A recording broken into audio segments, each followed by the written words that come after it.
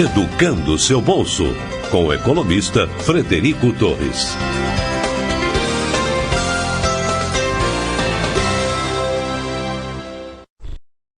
Olá, seja bem-vindo a mais um episódio do nosso podcast. Tenho o prazer de apresentar para vocês aqui hoje a Fabiana Gastaldi, da Sul América. Isso aí, hoje a gente vai falar sobre previdência privada, PGBL, VGBL, estamos chegando próximos aí à época de declaração de imposto de renda, as dúvidas são inúmeras, não só sobre a isenção de impostos, mas sobre para quem é o produto, como é que ele funciona, e aí nada melhor do que contar com uma pessoa de extrema experiência, aí, que depois a Fabiana vai se apresentar para vocês, de uma empresa também renomada do setor, que é a Sul América, uma empresa tradicional e que já trabalha com um produto há bastante tempo. A gente espera que a meia hora de hoje vai ser bastante esclarecedora para quem está interessado no assunto. Fabiana, muito obrigado, um prazer ter você conosco. Peço que se apresente aí para o nosso público, por gentileza. Fred, eu que agradeço, obrigada pela oportunidade, obrigada pelo convite, muito bacana poder trazer um pouco da minha experiência aqui para você, para o seu público, para a sua audiência. Certamente essa meia horinha aqui vai ser muito proveitosa para nós. Vamos aproveitar ao máximo aqui. Legal. Comece se apresentando para a gente, por favor, Fabiana. Bom, pessoal, eu sou a Fabiana Gastaldi, atualmente eu sou a gerente regional aqui da Sul América, eu atendo as áreas de Belo Horizonte e região metropolitana, com foco nos produtos de vida e investimentos e previdência, graduada em administração, com ênfase em comércio exterior, mas já no 5º período eu entrei para a área de seguros e nunca mais larguei, e eu comecei lá atrás, já são 22 anos trabalhando com seguros de vida e previdência. Comecei com vida, mas um pouco mais adiante a gente começou a trabalhar com previdência e ainda mais recente com investimentos, e sempre através do corretor de seguros, né? Sempre atendendo na seguradora com o canal corretor de seguros. Então, já são aí 22 anos nessa área, atendendo os corretores especialistas desses 3 produtos. Legal, legal. São 22 anos, então, de experiência em seguros e previdência. E orientando os corretores que atendem um pouco. A gente ficou de voltar no PI e VGBL. PV, exatamente. Olha, ambos são produtos que acumulam reserva, embora o PGBL esteja na carteira de acumulação e o V na carteira de vida, mas eu acho que não convém a gente entrar aqui, vai bagunçar a cabeça do povo ainda mais. Vai bagunçar a galera e não é isso que eu quero que a galera goste de mim, não quero ninguém com raiva de mim, porque eu baguncei a vida aí. O PGBL, trocando a sopinha de letras, é o Plano Gerador de Benefícios Livres, benefício livre, e ele acumula reserva e o benefício fiscal dele, o cliente pode abater no imposto de renda. Então, até 12% do que o cliente ganha bruto anual, ele pode usar para diferimento fiscal. Então, ele contrata o produto, ele faz as contas lá de quanto ele ganha bruto anual e 12% disso, em PGBL, ele pode usar para o diferimento fiscal. Ou seja, ele pode fazer com que a base do imposto de renda dele fique menor. Logo, ele vai economizar no imposto de renda. Só que, em contrapartida, quando ele vai pedir o resgate dessa previdência, ou mesmo entrar em aposentadoria, ele vai pagar o imposto sobre todo o montante, ou seja, sobre o que ele pagou mais o que rendeu. Então, esse é o PGBL com P de plano. Ok. Vamos lá. Vamos supor que eu ganho 50 mil reais por ano, né? Uhum. Então, eu posso pegar 6 mil desses 50, sei lá, dá um pouco mais, né? 12%, não, dá 6 mil desses 50 mil, e posso fazer um aporte ao PGBL e declarar na minha declaração de imposto de renda como despesa dedutível, né? Que vai reduzir a minha base de cálculo para o imposto de renda e provavelmente me gerar uma restituição de imposto de renda naquele ano. Aí o dinheiro fica lá, é meu, além de ter os 6 mil lá na Sul América rendendo lá no PGBL, cujo perfil eu vou escolher também, conservador, moderado, agressivo, com ação, com título público federal, com o que quiser, quer dizer, opera através de um fundo de investimento. Além de ter esse dinheiro rendendo, eu tive minha restituição, que eu posso também fazer com ela alguma outra coisa. Lá na frente, quando eu for resgatar, né, aí eu vou pagar o imposto de renda não só sobre o rendimento, mas também sobre os 6 mil, que é o principal, né, que eu aportei na largada. É isso, né? Isso, perfeito. Bom resumo. É isso aí. O VGBL, que é o Vida Gerador de Benefícios Livres, né? O VGBL também é um plano de acumulação de reserva. A diferença dele é que você não pode usar as contribuições mensais, os pagamentos mensais, para bater, para diferir o seu imposto de renda. A contrapartida é que quando você pede o resgate ou a aposentadoria, o imposto é cobrado só sobre a rentabilidade do fundo. Né? Então, se seu fundo rendeu 2.000, o imposto de renda é somente sobre os 2.000 de rentabilidade. O montante, o principal, o que você pagou, não sofre qualquer tipo de imposto de renda, qualquer tipo de imposto, né? Assim, no caso, o de renda que nós estamos falando aqui. Então, só sobre rentabilidade. Perfeito. Então esse mesmo caso, aqueles 6.000 que eu citei agora, fosse no V ao invés de no PGBL, eu não declararia no imposto de renda, não teria restituição, né? Pagaria o imposto de renda um pouco maior agora, mas daqui a, sei lá, 5, 10, 15, 20 anos, quando eu for resgatar, aí eu só pago o imposto sobre o rendimento daqueles 6.000 e não sobre os 6.000 em si. Exatamente. É isso aí. É assim que funciona. Perfeito, perfeito. E sobre tabela, a gente tem uma série de problemas aqui, né? Também de dúvidas, tabelas de imposto de renda, tabela progressiva, regressiva. As pessoas muitas vezes sequer sabem que existem as duas, não sabem em qual delas o plano está e acham que pode mudar, às vezes não podem. Fala um pouquinho sobre essas tabelas para a gente, por favor, Fabiana. Eu sei que é uma pergunta meio dura, porque é um assunto um pouco árido, mas me dá uns 3 minutinhos sobre esse assunto, por favor. Mas é necessário, né? Porque é uma escolha importante na hora que você está contratando sua previdência. A tabela progressiva, vou começar por ela, ela é mais simples. Ela é aquela tabela mais conhecida porque ela incide sobre os salários das pessoas. Então, assim, é aquela tabela que ela vai progredindo, ela vai aumentando à medida que você ganha mais. Então, você tem aquela população que é isenta do imposto de renda, depois você pula para 7,5, para 15, até chegar na alíquota máxima, que é 27,5. Essa é a tabela progressiva, e que também é a mesma tabela para a previdência privada. Então, na tabela progressiva, o governo está preocupado com o quê? Na tabela progressiva, com quanto você tem. Então, quanto mais reserva eu tenho na hora do saque, mais imposto eu pago. Então, a progressiva, ela funciona dessa maneira. Agora, vou tentar explicar sem embolar o meio de campo, tá, Fred? Você vai me ajudando aí. Tanto a progressiva quanto a regressiva, elas têm dois funcionamentos distintos enquanto você paga ou quando está no processo de concessão do benefício, na aposentadoria. Vou começar pela progressiva. Quando eu estou pagando minha previdência na tabela progressiva, ou seja, 0 de alíquota ou chegando a 27,5 de acordo com o que eu tenho de reserva, quando eu peço o resgate dessa aposentadoria, eu pago 15% na fonte. Então, a companhia já desconta os 15%. A despeito do que você tem lá, a gente vai descontar 15% na fonte. Se você resgatou R$1.000 ou R$1 milhão, são os mesmos 15%. Isso se dá a título de antecipação do imposto.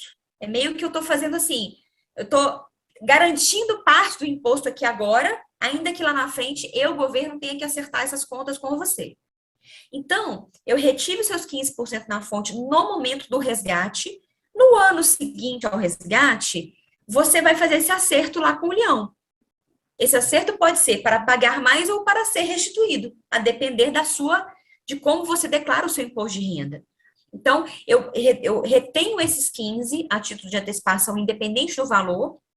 No ano subsequente ao resgate, você vai lançar seu informe de rendimentos lá no site da Receita, seus dados, e vai constar lá que você resgatou 1 milhão, 10 mil, 30 mil, só que você pagou só 15 de imposto. Então, a Receita já vai fazer esse ajuste lá na hora. Fala, olha, você pagou 15, mas o correto para esse valor resgatado é 27,5. Então, ela faz o ajuste lá na hora. Tanto a tabela progressiva também é conhecida como compensável. Já na regressiva, ela funciona da seguinte maneira: ela regride à medida que você fica mais tempo na Previdência. Então, ao contrário da progressiva, a progressiva está de olho no quanto você tem, a regressiva está de olho no tempo que você está. né? Ela foi criada, o intuito de quem a criou foi, vamos criar um pensamento previdente mesmo, de longo prazo, porque é uma tabela mais agressiva no curto prazo. A pancada que ela dá, a mordida do leão é maior se você não fica muito tempo. Então, qual que é a explicação que eu acho que não pode passar batido? É muito comum, Fred, nas nossas conversas diárias, a gente escutar de alguns clientes assim, eu quero ficar na regressiva porque depois de 10 anos ela é 10%.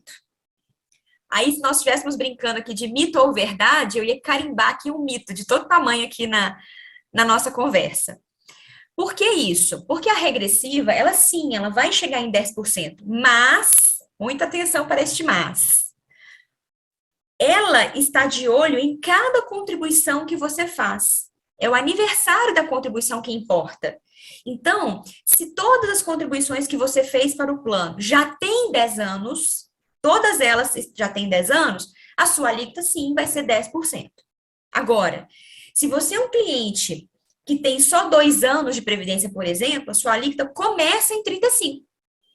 Então, se você entrou num produto com uma alíquota regressiva e uma intempérie qualquer, uma dor de barriga qualquer aí no meio do caminho, você precisar resgatar esse dinheiro, você está na alíquota de 35%. Só que o interessante dela, que não ocorre na progressiva, é que ela vai fazendo a média dessas contribuições. Então, veja, um cliente que tem 10 anos na companhia, ele tem contribuições, tem pagamentos que já fizeram aniversário de 10 anos, mas tem pagamentos que tem só 2 anos, só 3 anos, só 4 anos, né? Então, o que as companhias fazem? Uma média desse tempo. Então, eu pego uma média desse tempo para chegar numa alíquota que eu vou te cobrar na hora lá de pagar o seu benefício, né? Então, essa média acontece no pagamento do benefício.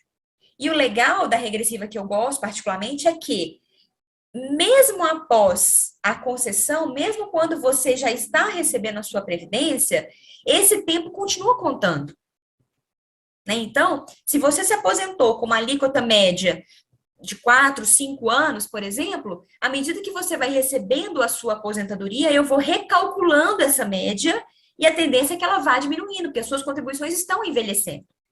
Então, você pode chegar lá na frente, aposentar com uma alíquota de 15 e chegar a ter uma alíquota de 10. É possível isso acontecer na regressiva. Legal, tá aí. Você se embolou ou se ajudou, não, Fred? Não, é um tema muito difícil, mas realmente eu acho que, para quem prestou atenção direitinho, esclareceu. E óbvio que vai também acompanhar o nosso bate-papo, um áudio escrito, desculpa, um texto, né, que pormenoriza isso aí que a Fabiana acabou de falar e te consagra o que ela falou. Mas o que eu queria comentar, e que eu gostei, e que eu não sabia, depois de velho ainda não sabia, e sou detentor de PGBL já. Eu gosto sempre de deixar o meu testemunho aqui, né? Quer dizer, tenho já 20 anos, faço uso dos 12% de dedutibilidade da minha renda bruta anual, estou na regressiva também como você, o meu objetivo maior era a economia tributária, né? Mas eu não sabia desse fato, de que após a conversão em renda, que continuava se contando tempo até o momento do desembolso, né? Quer dizer, as alíquotas médias iam decrescendo com o envelhecimento daqueles aportes. Legal. Então, estou mais animado. Para mim foi bom aí, tá vendo? Já consegui contribuir para o seu dia aí. Legal. E na progressiva isso não acontece. Na progressiva, quando você faz a virada de chave, né, de acumulação para usufruto, ali é que se apura o imposto e tem que se fazer o ajuste, não é isso? Isso. Na aposentadoria é isso.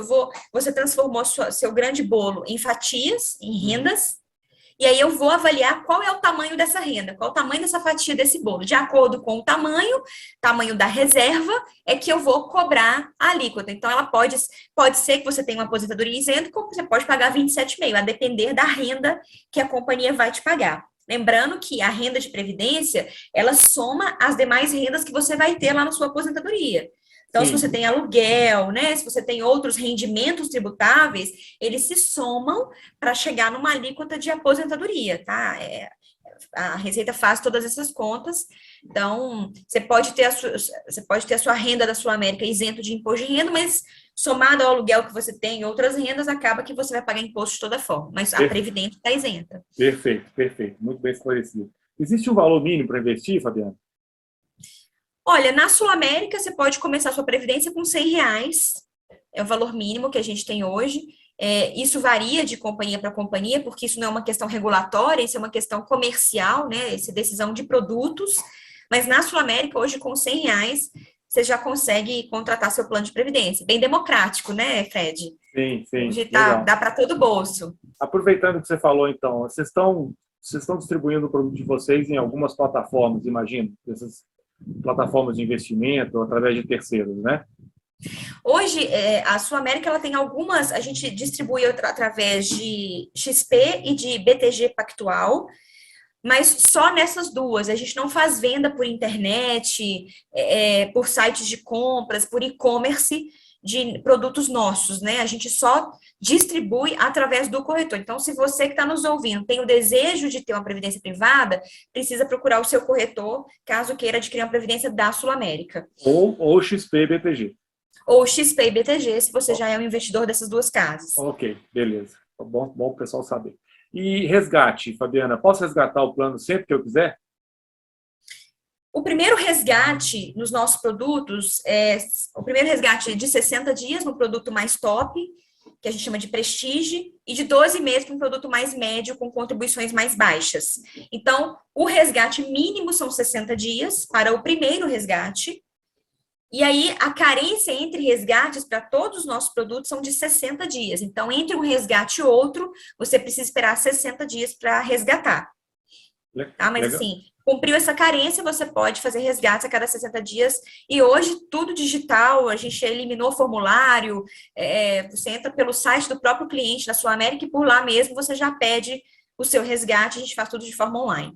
Legal. Quem quiser pode usar o corretor e quem não quiser pode fazer diretamente digital. Pode fazer diretamente pelo site, sem problemas. Perfeito. E notem bem aí, gente, a Fabiana está falando mesmo de prazos pequenos, 60 dias, etc., e carência entre o primeiro resgate e os próximos, mas previdência é previdência, né? Eu mesmo aqui incorri quer dizer, talvez num erro aqui, dizer qual é o valor mínimo para investir, é que não confunda, por favor, né, previdência com um investimento como um CDB qualquer, como um fundo de investimento desse que você saca todo dia, poupança, qualquer hora, né, poupança ou coisas assim. Quer dizer, é preciso que haja um mínimo de discernimento de que esse é um produto que seja pelos prazos, 60 dias, 12 meses, como a Fabiana falou, ou seja pelas tabelas de imposto de renda que são punitivas, né, caso você faça um resgate fora de hora, né, que podem te fazer perder dinheiro, são produtos que geralmente vão ser mais interessantes para médio e longo prazo. É isso, Fabiana?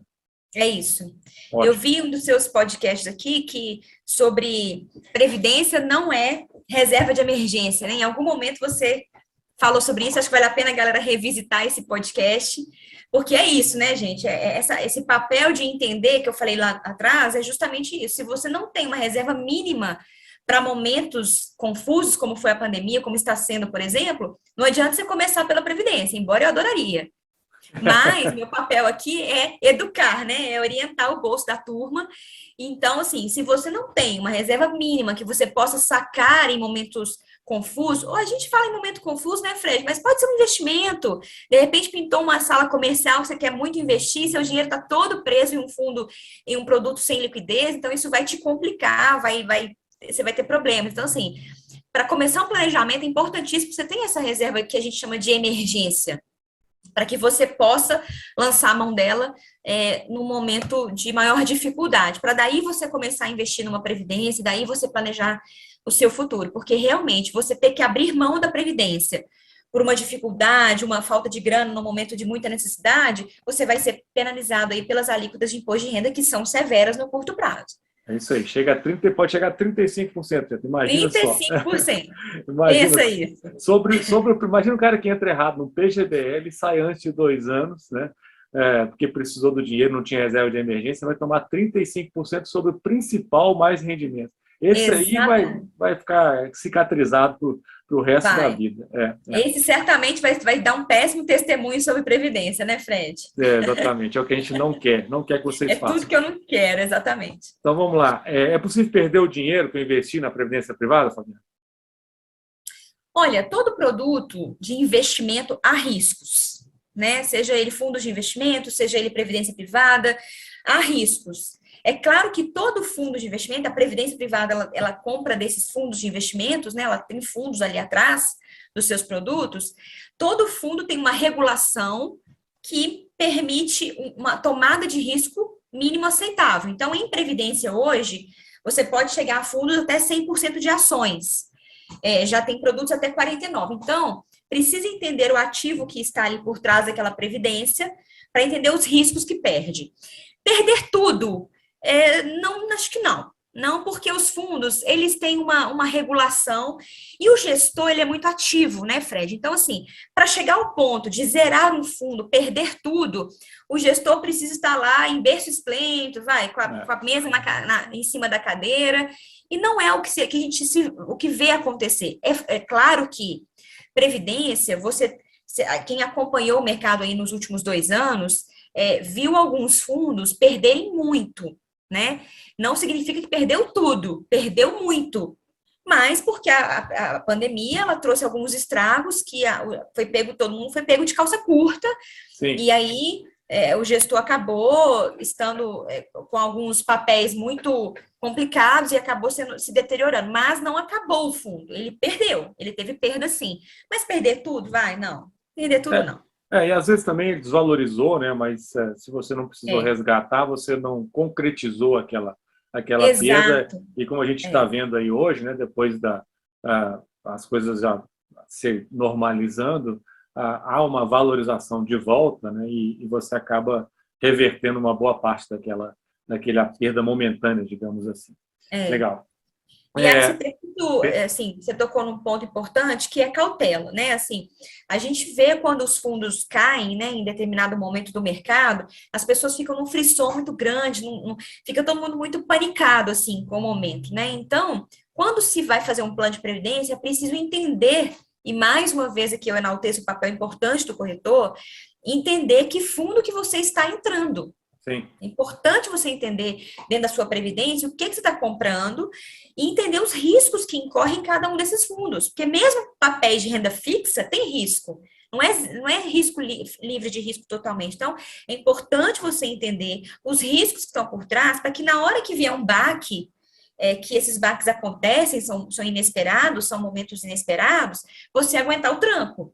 Né? Porque é muito comum as pessoas terem uma perda, quero resgatar, ou quero fazer uma portabilidade para uma outra companhia, enfim, não gostei disso, isso é ruim para mim. Não tem plano ruim, tem plano mal explicado, né? Tem compra mal feita. Então é preciso entender o momento para você entrar naquele produto adequado, porque senão pode dar ruim. E você chegou, então, você levantou a bola aqui para a minha última pergunta, que é a questão da portabilidade, da transferência, né, da previdência, seja entre planos dentro da mesma empresa, ou seja para outra empresa. Fala um pouquinho disso para a gente, por favor. Existem duas formas de fazer portabilidade. A que a gente chama de interna, que é você movimentar os seus fundos. Então, você contratou um fundo de ações, não está satisfeito, quer ir para uma renda fixa. Então, essa movimentação entre fundos pode acontecer dentro da companhia. Você pode movimentar os seus fundos a cada 60 dias, você pode trocar de fundo. E existem as portabilidades externas, que são aquelas que você leva o seu plano para outra companhia. Então, isso também existe, é possível, tem carência, depois que você entrou num produto, você pode fazer portabilidade depois de 60 dias. Então, passar da carência, você pode transitar com o seu dinheiro para outra companhia. Essas portabilidades são feitas de maneira digital, não tem o seu cliente, né, o nosso ouvinte aqui não tem que ir lá e pegar um papelzinho e ir lá para a companhia, eu quero trazer para cá. Não é assim que funciona. Essa troca de papéis entre as empresas é totalmente digital. Quem faz o pedido de trazer esse dinheiro para a companhia é quem está querendo o dinheiro. Então, você quer trazer o dinheiro da companhia A para a Sul América? A Sul América, que tenho que pedir esse dinheiro lá. Lógico que você vai assinar um formulário digital, você vai me dar condições para isso, mas sou eu que tenho essa responsabilidade, eu que tenho que ir lá na companhia A e pedir esse dinheiro para cá. As companhias, mais uma vez, são reguladas, elas têm prazo regulatório para liberar esse dinheiro, que são de 10 dias úteis hoje. Então, nós temos 10 dias para liberar esse dinheiro quando o cliente pede para sair daqui ou quando pede para entrar. A outra companhia também tem esses mesmos 10 dias. não cumprir esse prazo, a SUSEP pode multar a companhia seguradora.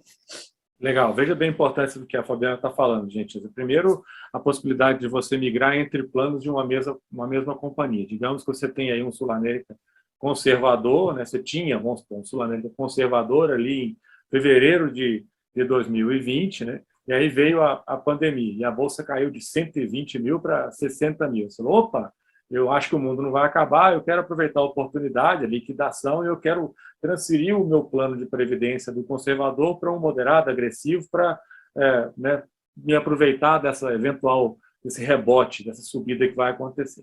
Eu conheço gente que faz isso, gente mais ativa, vamos digamos assim, na gestão da sua própria reserva de previdência, que fica pulando de galho em galho. Então, essa é uma possibilidade que é legal, que acho que a Fabiana citou. E a segunda, que é entre empresas, né, com a questão da portabilidade, legal que ela falou que é um direito, né, do cliente, não é? Eu tenho que pedir para ver se a empresa vai deixar, não. É um direito seu de levar o dinheiro, está em seu nome, no final das contas, né? Eu quero sair da empresa A para ir para a empresa B, tá? E aí tem prazo, né, 10 dias, etc.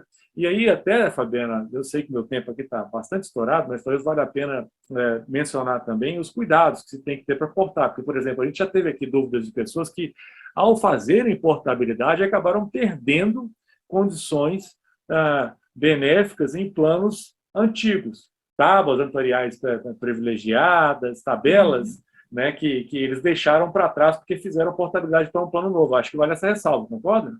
Concordo, é importantíssimo a sua observação, o seu ponto. Tem que se observar muito o produto para onde está indo. A única coisa que é preservado, né? Se é PGBL, você vai ter que migrar para um PGBL, e se é um V, para um V. E as tábuas de imposto de renda, que também você vai. As tabelas de imposto de renda, que você também vai preservá-las. Agora, você tem que olhar muito isso, a tábua atuarial, de repente você está saindo de um produto que tem uma tábua bacana, uma tábua que te paga uma renda importante, e ao fazer essa migração, você se submete à tábua daquele produto para o qual você levou. E aí você perde o direito àquela tábua. E muitas vezes, né, Fred, não consegue nem voltar, porque são produtos. As tábuas mais antigas não são nem comercializadas mais em novos produtos. Hoje a gente trabalha com a tábua brasileira. Então, se você perde uma tábua dessa, você não consegue retroceder. Então, você precisa olhar isso, você precisa olhar as questões de renda. Eu quero uma renda vitalícia, mas para o produto que eu fui, ele não paga renda vitalícia, ele só paga uma renda por um prazo determinado. Então, porque às vezes a gente quer fazer uma portabilidade baseada apenas numa rentabilidade. Eu quero ir embora para a companhia B. Por quê? Porque lá me paga mais, a rentabilidade está mais adequada. Ok, mas é importante você olhar todos esses poréns.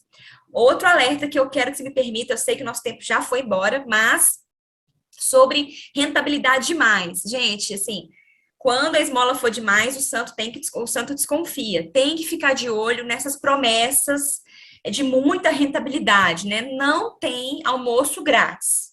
Sim. Se você vai para um plano que está te dando uma rentabilidade muito agressiva, muito fora da curva, você precisa entender o que tem por trás desse fundo. Você pode estar comprando ali um fundo mais agressivo do que o seu coração aguenta.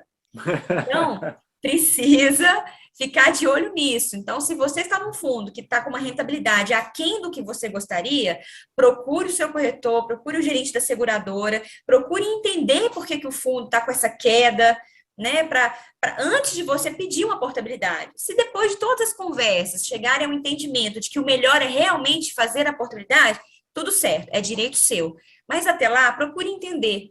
Não vá só na conversa das pessoas, não faça o efeito manada. Tem gente que vai para um fundo porque todo mundo está indo. Não faça isso, não caia nesse erro. Procure saber, procure fontes confiáveis, se inscreva aí no podcast do Educando Seu Bolso para ter informações assim, corretas, verídicas, para depois tu fazer uma tomada de decisão mais acertada, né, Fred? Sem dúvida, sem dúvida. Olha, muitas dicas muito boas, Fabiana. Tenho que te agradecer imensamente aí, muitas. Eu que agradeço a oportunidade. Compartilhando aí 22 anos aí de experiência com Previdência, com quem está interessado.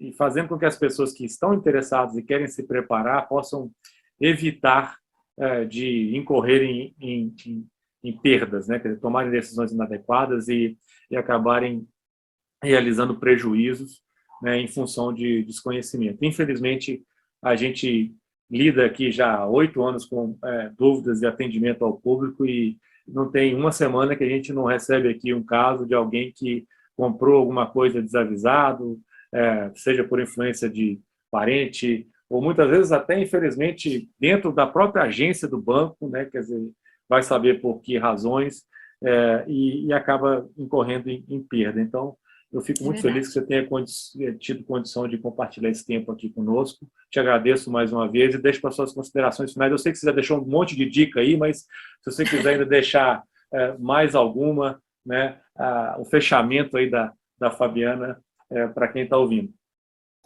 Primeiro, agradecer, né? Eu fico muito feliz, lisonjeada, assim, de poder compartilhar conhecimento, né? De trazer para as pessoas um pouco de conhecimento, assim. Eu vim de uma família que não foi nada previdente, uma família que não foi nada poupadora, e hoje os meus pais sofrem as consequências, né? Dessa educação que eles não tiveram, né? Essa educação previdenciária, essa educação de poupança, né? Então, assim, eu tenho como missão mesmo de passar para as pessoas o tanto que é importante guardar dinheiro para o futuro. Mas uma dica mesmo que eu queria dar, gente, assim, também não guarda só para o futuro, vai curtir o presente um pouquinho, porque senão você guarda só para o futuro e esquece de viver o presente bem com a sua família, com os seus amigos. Então, assim, equilíbrio, acho que é a palavra, diversificação, importante para uma carteira saudável, tem que diversificar, não ponha seus ovos todos numa cesta, é clichê, mas é isso mesmo. E vai curtir com a sua família um pouquinho do presente também, que pensar só no futuro não dá, né, Fred? Tem que dar uma equilibrada nisso tudo. Muito obrigada, viu, pelo convite, uma honra para mim fazer parte aí do seu projeto Educando Seu Bolso, foi um prazerão. Obrigada mesmo. Valeu, ótimo. Fechou muito bem. Um abração, obrigado, Fabiana.